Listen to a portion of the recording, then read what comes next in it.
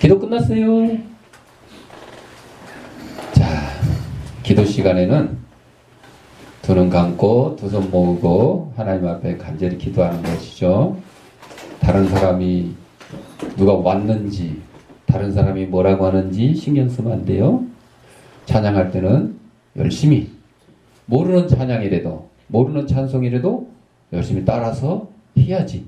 모르는 거니까 입 꼭 다물고, 아니면 나 오늘 상태가 안 좋으니까 입 꼭 다물고 이러면 안 되는 거예요. 또 말씀 들을 때는 두 귀를 쫑긋, 또 두 눈은 목사님을 바라보면서 눈을 마주쳐가면서 하나님의 말씀을 잘 들어야 되는 겁니다. 조금 전에 보여드린 영상은 우리 고 옥하는 목사님, 사랑의 교회 담임하시다가 하나님의 부르심을 받으신 분인데, 이분에 대한 다큐멘터리 영화를 첫 번째로 옥하는 목사님이라는 제목으로 나왔었고, 이번에 두 번째로 제자도 이렇게 해서 두 번째 다큐멘터리 영화가 나왔어요. 이게 미리 소개된 게 아니고 갑자기 지난주에 소개가 돼가지고 제가 지난주에 사명이라는 영화, 우리 한국인들의 선교사들의 활동사항을 다큐멘터리로 만든 영화가 이번 주에 17일 날 개봉된다고 여러분한테 소개를 했는데, 소개하고 나니까 이게 이제 또 신문에 나오더라고요. 자, 여기서는 이제 주로 이 제자도에서는 우리 목회자들에 대해서 고 옥하는 목사님이 말씀하시는 거예요. 딱 한 가지 뭐겠어요? 예수님의 제자답게 하라는 거예요. 목사도 예수님의 제자답게 하라는 거죠. 자기 마음대로 막 설교하지 말고, 자기 마음대로 목회하지 말고 예수님처럼. 그러면 목사만 그렇게 해야 돼요? 아니요. 장로, 권사, 집사, 성도, 우리 어린이에 이르기까지 다 누구처럼? 예수님처럼 살아야 된다. 그런 얘기예요, 결론은. 오늘 말씀이 제목이 우리의 속사람이다 그랬어요. 고린도후서 4장 16절 말씀으로 우리의 속사람이다 그랬는데, 여러분, 내가 두 명이래. 겉사람 있고 속사람 있대. 그거는 겉사람은 우리의 육신을 가리키는 것이고, 속사람은 우리의 영혼을 가리키는 거예요. 영혼을 가리키는 거예요.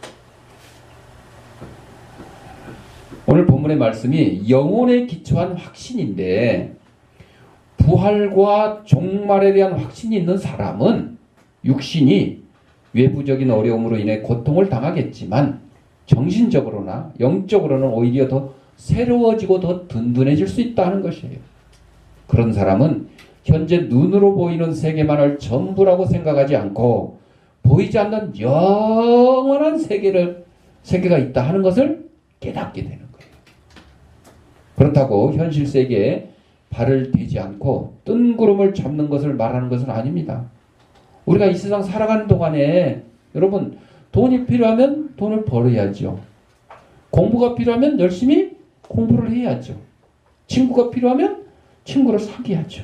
왜? 우리 예수 믿는 사람도 이 세상에 발을 딛고 살고 있기 때문에 그래요. 음식을 먹기도 하고, 음료를 마시기도 하고, 친구와 사귀기도 하고, 이웃과 잘 지내기도 해야 되기 때문에 그렇습니다. 오늘 우리가 살고 있는 이 세상, 그 속에서 자신이 당하는 현실을 영혼의 관점에서 보게 될 때에 어떤 일이 큰 일이고 어떤 것이 사소한 일인지 분별할 수 있게 된다는 거예요. 그래서 육신만 생각하는 사람은, 야, 오늘 뭐 먹을까? 야, 나 어느 집에 가서 살까? 이것만 생각한다는 거죠. 근데 영혼을 생각하는 사람은, 우리 가족 중에 누가 예수 안 믿는데 어떻게 예수 믿게 전도를 해야 될까? 내 친구 중에 아직 예수 안 믿는 사람이 있는데 어떻게 그 사람을 예수 믿게 할까? 내 이웃 중에 아직 예수 믿지 않는 사람이 있는데 그 사람을 어떻게 하면 예수 믿게 할까? 이렇게 생각하는 관점이 다르다는 거예요. 우리의 신앙은 이러한 분별력을 줄 수가 있고, 이러한 분별력은 우리의 신앙을 더 굳세게 합니다. 지금 내가 당하는 일, 보고 느끼는 현실의 사건들을 영혼의 눈으로 달리 볼 수는 없겠습니까? 그렇게 될 때 내 안에 새로운 변화를 체험할 수 있다는 것입니다. 우리는 눈으로 보는 것만으로만 판단하지 마시라는 거죠. 우리의 영안으로, 영적인 눈으로 판단을 해야 돼요. 그래서 바울은 겉사람과 속사람, 그리고 보이는 것과 보이지 않는 것을 서로 대조를 시켜가지고 지금의 환난과 장차의 영광을 비교하고 있습니다. 일제시대 때 예수 믿는다고 일본 순사의 총칼에 쓰러진 우리 순교자들이 있습니다. 6.25 때 공산당의 총칼에 예수 믿는다고 쓰러진 순교자들이 있습니다. 그분들이 지금 일본군이나 공산군의 그 총칼에 그게 무섭지만은, 그런데 그거보다 더 귀한 것, 천국에 대한 소망이 있기 때문에 나는 예수 믿는 걸 포기하지 않겠다. 내가 죽으면 죽었지. 애들이 놀다가도 그런 얘기 많이 하지. 죽으면 죽었지. 나 죽으면 죽었지 그거 못해. 죽으면 죽었지 나 그거 할 수가 없어. 내가 죽으면 죽었지 그놈하고는 다시는 안 사겨. 이런 얘기 많이 하죠. 여러분, 죽음과 친구와 바꿀 수 없어요. 죽음과 어떤 일을 바꿀 수는 없어요. 왜? 일하는 것도 중요하고 친구도 중요하지만 내가 죽으면 아무 소용이 없는 거예요.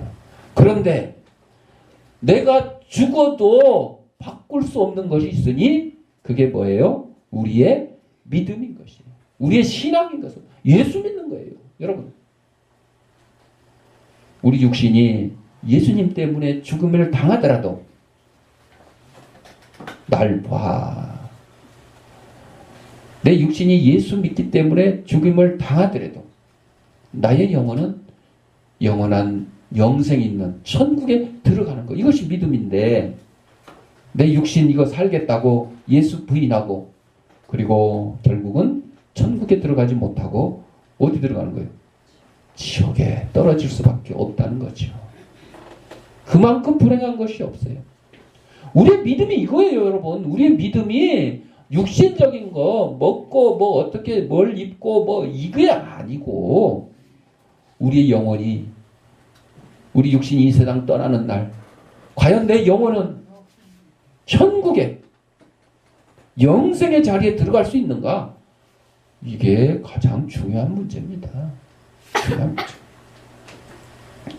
바울은 천상의 하늘의 세계와 지상의 땅의 세계를 대조함으로써 지금 구원을 받았으나 장차 영원한 구속을 받아야 하고, 지금 예수 믿고 나 구원 받았다는 거예요. 근데 이게 구원이 이루어졌어요?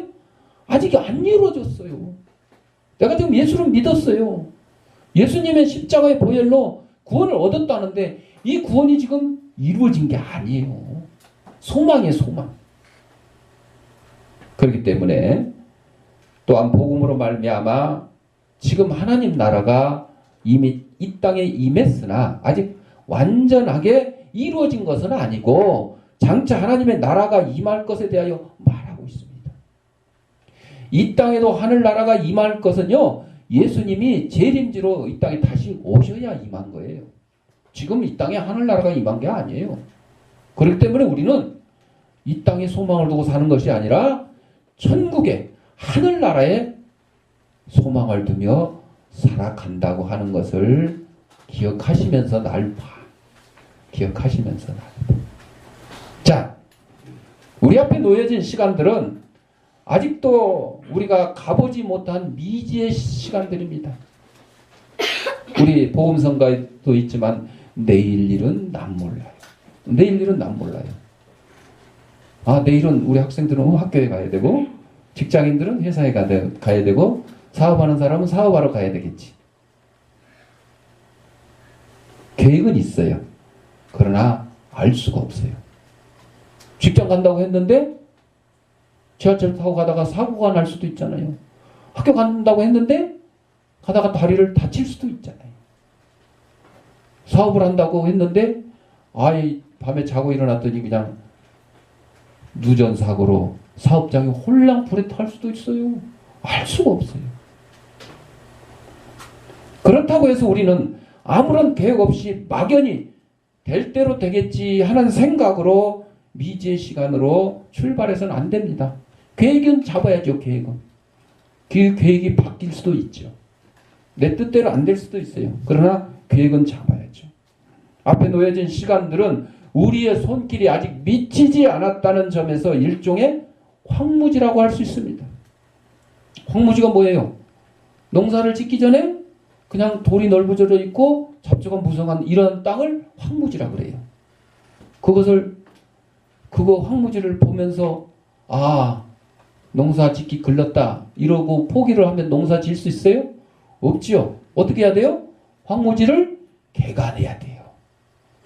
돌을 골라내고 잡초를 뽑아내고 해서 곡식을 심을 수 있는 그 땅으로 만들어야 돼요.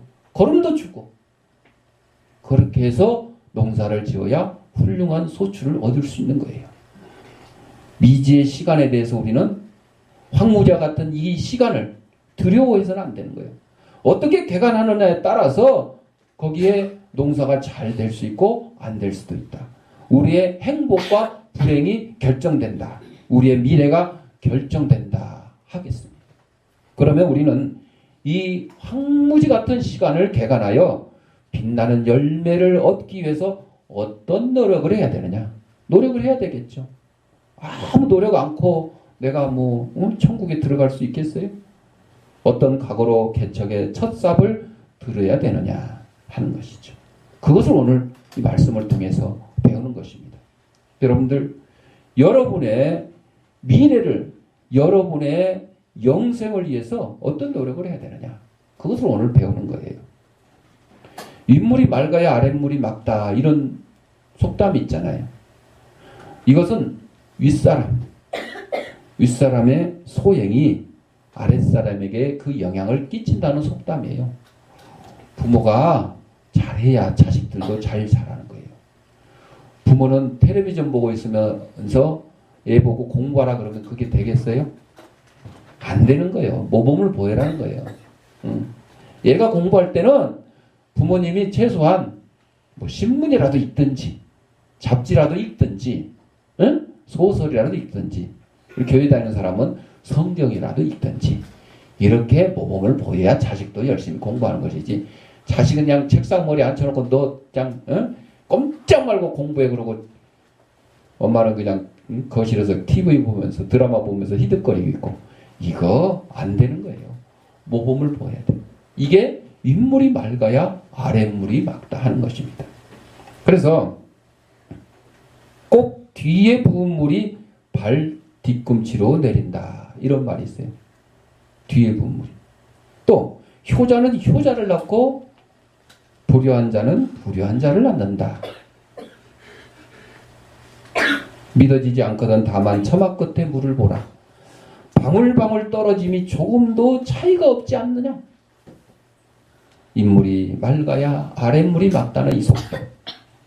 부모나 지도자가 어찌 삼가지 않겠는가. 여러분 부모가 자식 잘 되기를 바라지 않는 부모가 어디 있겠어요. 목사가 우리 성도들 잘 되기를 바라지 않는 목사가 어디 있겠어요. 하나님이 우리 택한 성도들이 잘 되기를 바라지 않겠냐고요.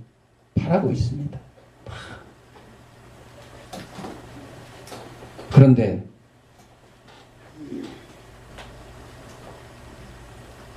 부모는 자기 하고 싶은 대로 살면서 자식 보고 착하고 바르게 살으라고. 바닷개 있죠, 바닷개. 바닷개가 앞으로 걸어요, 옆으로 걸어요? 옆으로 갔잖아요, 옆으로. 그러면서 자기 자식 걔한테는 야야 똑바로 걸어. 나처럼 똑바로 걸어 앞으로. 그러면서 어디로 걸어? 옆으로 걸어. 여러분 부모가 나쁜 짓 하면서 자식 보고 착하게 살아라 그러면 자식이 착하게 사라져요? 안 사라져요. 자식도 똑같이 부모를 보고 나쁘게 사라지는 거예요. 모범을 보여야 되는 거예요. 모범. 착하게 살려고 모범을 보여야 돼. 응? 부모는 맨날 그냥 자식한테 성질 내면서 야, 너 성질 내면 안 된다. 성질 죽여라. 이러면 죽여져요? 안 죽여져요. 부모가 먼저 자식한테 함부로 화내지 않고 함부로 성질 부리지 않아야 자식도 똑같이 배우는 거예요. 성경에 너는 오늘날 상천하지. 상천. 하늘과 하지. 땅에. 오직 여호와는 하나님이시요. 다른 신이 없는 줄 알아 명심하고 오늘 내가 내게 명하는 여호와의 규례와 명령을 지키라. 너와 내 후손이 복을 받아. 뭐하면? 하나님의 명령을 지키면. 내 하나님 여호와께서 내게 주시는 땅에서 한없이 오래 살리라. 오래 살고 싶어요? 그럼 뭐 해야 된다고? 오래 살기 싫은 사람이 있나 봐. 오래 살고 싶으면 하나님의 말씀을 순종하면 된다 그랬어요. 하나님이 주신 이 땅에서 복 받아서 오래 살기를 원하시면 여러분 오래 사는 것도 복이고요.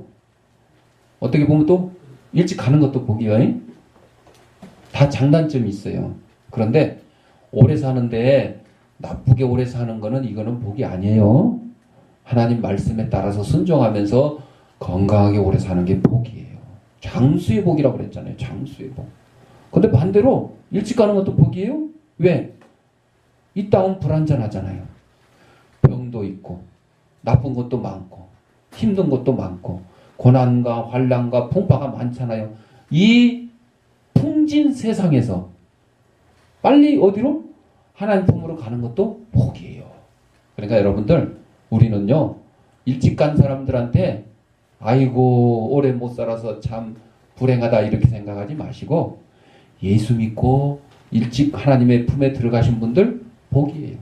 그리고 예수 믿고 아직도 이 땅에 살아계신 우리도 복인 줄 믿습니다. 사랑하는 성도 여러분, 예수를 믿고 하나님 말씀을 순종하는 자는 하나님께서 그와 그 후손에게 복을 주시겠다고 약속했습니다. 약속했어요. 여러분들 콩 심은데 콩 나고 팥 심은데 팥 나는 줄 알잖아요. 콩을 심어놓고 거기서 팥 나오기를 바래요? 아니죠. 콩 심으면 반드시 콩이 나올 것이라. 이 누가 만들어 놓은 법칙이에요? 하나님이 만들어 놓은 법칙이에요. 하나님이 다 창조해 주셨잖아요.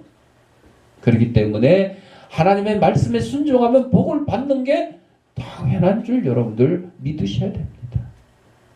알고는 있죠. 근데 문제는 행함이 따르지 못한다는 거죠. 자, 우리의 속사람이 천국을 향해 가면서 그 아직 이루어지지 않는 그 구원에 대해서 어떤 노력을 해야 되냐? 첫째, 주님과의 관계를 새롭게 해야 된다 그랬어요. 주님과의 관계. 우리 인생에 있어서 가장 우선적으로 해결해야 될 문제가 뭐냐? 먹는 거, 입는 거, 이것도 중요합니다. 자녀를 잘 양육시키는 것도 중요합니다. 부모님을 잘 더 중요한 것이 있대요. 그것이 바로 누구와의 올바른 관계? 하나님과의 올바른 관계가 이루어져야 된다는 것입니다. 아무리 세상적으로 성공하고 그 생활이 풍족하다 할지라도 하나님과의 관계를 소홀히 하고 나를 안 쳐다보고 나를 안 쳐다보고 있고 딴 데다 정신 피우고 있으면 지금 하나님 말씀 잘 듣는 게 아니에요. 여기 목사가 표대철 목사가 내 얘기하는 게 아니에요. 하나님 말씀을 전하는 거죠. 전하는 거죠. 원래 내가 안전해도 여러분들이 다 알아서 찾아서 읽고 듣고 깨닫고 실천하면 좋은데 안 하니까 이렇게 그냥 주일날이라도 여러분들 함께 모여서 예배 드리면서 목사님을 통해서 하나님 말씀을 듣는 거예요. 자, 그래서 아무리 세상적으로 성공하고 생활이 풍족하다 할지라도 하나님과의 관계를 소홀히 하고 하나님 없는 인생을 사는 자는 진정한 의미에서 불행한 자다 하는 거예요. 불행한 자다. 여러분,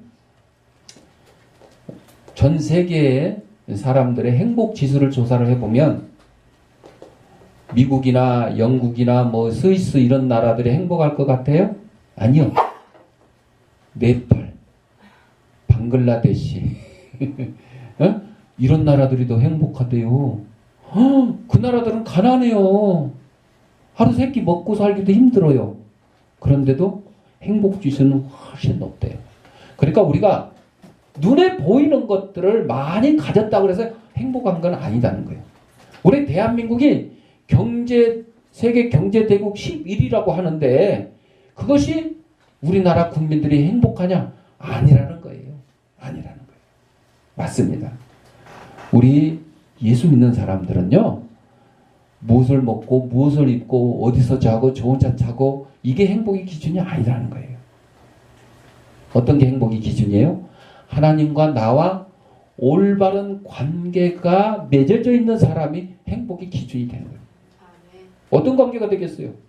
하나님은 나의 아버지가 되시고 나는 하나님의 자녀가 되는 것. 이런 올바른 관계에 있는 사람이 진정으로 행복한 사람이라는 것이에요. 그래서 오늘 이 자리에 앉아 있는 거예요. 왜냐하면 하나님이야말로 우리의 인생의 행복과 생명과 장래를 주장하시는 분이시기 때문에요. 하나님 우리를 창조하셨잖아요. 창조하시고 그냥 내버려 두신 거예요? 아니요. 우리 모두 다 하나님이 계신 천국에 오기를 고대하시는 분이세요. 따라서 하나님 없이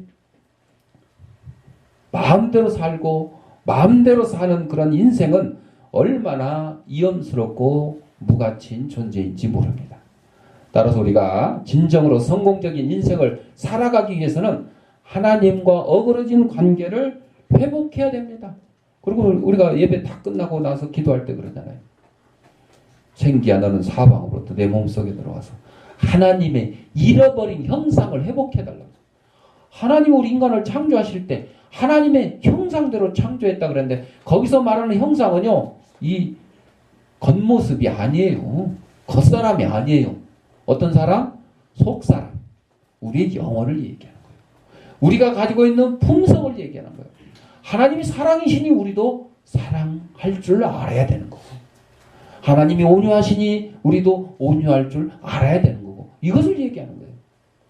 그러니까 당연히 우리는 하나님 닮아서, 예수님 닮아서 살아가야 되는 것입니다. 미국의 한 도시에서 어떤 남자가 시내버스 2층 칸에서 쓰러져 버렸대. 민규야, 쓰러져 버렸대. 내가 민규를 좋아서 불렀겠어요? 사람들은 그가 술에 취한 사람일 것이라고 생각해서 신고도 안 했어요.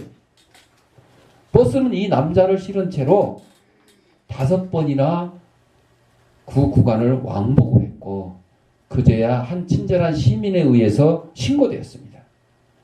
그는 술 취해서 쓰러진 게 아니라 뇌출혈로 쓰러졌어요. 그런데 신고된 지 또 3시간이 지나서야 경찰에 인계가 되었고, 그리고 또 유치장에 가둬놨다고, 술 취한 줄 알고 7시간 동안 유치장에 감금되었다가 병원으로 인도되었다고 그랬어요.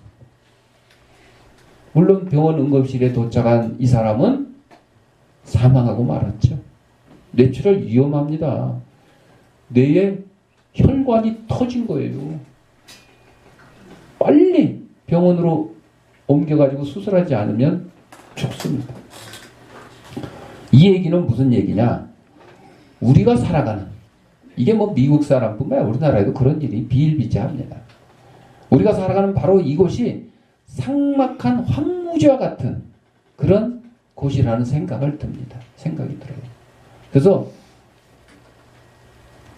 옆에서 누가 강도를 당해도 무서워서 내가 다칠까봐 몰래 슬슬 피해서 도망가죠. 학생들이, 아이들이 친구를 집단으로 괴롭힘을 하고 있는 그런 모습을 봐도 요즘은 중학생만 돼도 어른들이요 안 나선대. 초등학생 같으면 야 하지마 이럴 텐데 중학생만 돼도 안 한대. 왜?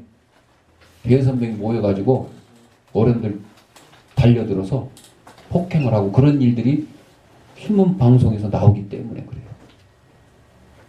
그래서 이 사회가 더욱더 삭막한 황무지와 같이 불모지가 된다는 거죠. 그래서는 안 돼요. 외국에는 사마리아 인법이 있어요. 바로 이거예요. 하나님 사랑, 이웃 사랑. 우리 잘 아는 대로 착한 사마리아 사람. 그 이야기에서 나온 거예요. 그래서 거기에 보면 사마리아 어떤 길 가던 사람이 강도를 만나서 다 죽게 됐는데 제사장이 지나가 오늘 말하면 목사님이 지나가면서 하고 도망가고 바리새인이 지나가 사회 지도층 인사가 지나가 구청장이나 구의원이 지나가다가 도망가고 그런데 유대인들이 업신여기는 사마리아 사람이 그를 데려다가 치료하고 비용 다 물어주고 돈 더 나오면 내가 오면서 계산해 주겠다. 이렇게까지 한 얘기가 이 이웃 사람 얘기예요. 선한 사마리아. 그거를 이 선진국에서는 선한 사마리아인법이라고 그래가지고 이웃의 공경을 보고도 돕지 않은 사람은 처벌하는 거예요. 몰래 이렇게 도망가는 사람. 적극적인 법이에요. 우리나라는 아직 그게 없어요. 여러분들, 우리나라는 아직 그게 없으니까 공경에 빠진 사람을 도와주다가 다치고 죽은 사람들을 의사상자다. 그렇게 해가지고 법으로 보상해주는 그런 법이 있죠. 그 정도 가지고는 안 돼요. 적극적으로 우리는 나서서 이웃의 공경을 돌봐야 돼요. 그래서 성경에 왜 사마리아 사람 얘기를 왜 넣어놨어요? 여러분도 그렇게 똑같이 하라는 거예요. 배고픈 사람 먹을 거 나눠주고 다친 사람 데려다 치료해주고 치료비도 여러분이 내주라는 거예요. 응? 병원에 데려다 주고 마는 게 아니고 여러분이 병원에 데려다 주고 치료비도 내줄 정도로 돼야 된다는 거예요. 그게 우리 그리스도인이고 누구를 닮은 하나님을 닮고 예수님을 닮은 성도들의 삶이라는 것입니다. 사랑의 씨앗을 뿌린다고 해도 마땅한 토양과 물이 없어서 말라 비틀어질 수밖에 없는 불모지가 바로 남의 공경을 보고도 모른 척하고 지나가는 그러한 이 사회를 말합니다. 이 불모지를 옥토로 바꿀 수 있는 것, 그 사람들이 누구라고요? 바로 우리들입니다. 그리스도인들입니다. 남들은 남의 공경을 못 본 채 하지만 우리 그리스도인들은 이웃의 공경을 내 일인 것처럼 생각을 하고 이웃이 배고프면 내가 배고픈 것으로 생각하고 이웃이 아프면 내가 아픈 것으로 생각하고 돌볼 줄 알아야 된다는 거예요. 그래야 삭막한 황무지가 불모지가 옥토밭으로 변할 수 있다는 것이요. 다른 사람이 하기를 기다리지 마십시오. 우리가 해야 된다. 우리가 저와 여러분이 그 일을 감당해야 됩니다. 사랑의 반대말은 미움이 아니라 무관심이라는 겁니다, 여러분. 무관심. 여러분이 나 누구 미워 안 하는데 아니요. 미워 안 하는 게 아니라 남의 공경을 관심 없어 하는 거, 모른 척 하는 거. 이것이 사랑이 없는 것이죠. 자, 두 번째로 우리는 천국을 소망하고 살아가는 성도들로서 해야 될 일 두 번째가 뭐냐? 성숙한 신앙으로 자라가야 된다 그랬어요. 성숙한 신앙. 그렇다면 하나님과의 관계를 회복한 다음에 어떻게 해야 됩니까? 자라야 돼. 자라야 돼. 우리의 믿음이 자라야 돼요. 오늘 성경에 겉사람은 후패하나 우리의 속은 날로 새롭다. 우리의 육신은요, 나이 들면 들수록 어떻게 돼요? 노화가 돼가지고 여기저기 쑤시고 아프고 보통 20대 후반부터는 그렇다 그래요. 그런데 날로 발전할 수 있는 사람이 있으니 그게 우리의 속사람, 즉 우리의 영혼인 것입니다. 우리의 영혼인 것이. 그러면 우리의 믿음이, 우리의 신앙이 자라지 않는다 그러면 우리의 믿음이 병이 든 거예요. 여러분, 발목이 아프면 우리 삼재영이 정글짐에서 툭 뛰어내렸는데 발을 접질리지도 않고 그냥 이렇게 땅바닥에 충격만 받았는데도 발목이 아파. 그래서 지금 반기부스를 하고 있는데 여러분 바로 우리 육신이 이렇게 어디가 병들면 아픈 거예요. 감기만 걸려도 기침하고 콧물이 나고 가래 나오고 목이 컬컬하고 아프잖아요. 그런 것처럼 우리 영혼이 병들면 믿음이 자라질 않습니다. 심각한 문제가 발생한 겁니다. 그러다가 심지어는 교회를 중단하게 되고 하나님을 떠나게 되는 그러한 경우도 일어난다 하는 것입니다. 우리를 구원하시고 우리와 매일 교제를 나누시기를 기뻐하시는 주님께서는 우리가 날마다 신앙적으로 성장하여 하나님이 목적하시는 아름다운 수준으로 성숙해지기를 기대하고 있습니다. 우리 믿음이 쫙 자라서 우리의 육신은 거꾸로 병들고 지치고 노화됐어요. 그러나 우리 영혼은 쫙 성장을 하는 거예요. 어디에 이르도록? 천국에 이르도록 성장하게 되기를 하나님께서는 기대하신다는 겁니다. 따라서 우리는 자기 자신의 신앙 정도에 만족하거나 자고하지 말아야 된다는 거예요. 내 믿음 지금 아주 최상이야. 이렇게 하지 말라는 거예요.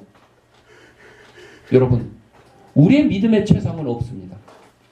내가 지금 현재 정말 그냥 주를 위해서 당장이라도 내 목숨 내놓겠습니다. 내 주기철 목사님처럼 손양원 목사님처럼 일본군이나 공산당의 총칼 무서워하지 않고 그냥 당장 내가 예수님 때문에 죽을 수 있습니다.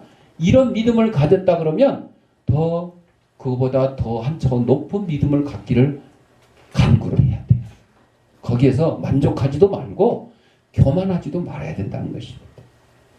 그 대신 주님 앞에서 자신의 부족함을, 그러니까 내 믿음이 지금 100% 없어요. 100% 없어요. 100% 성숙한 믿음이 없어요.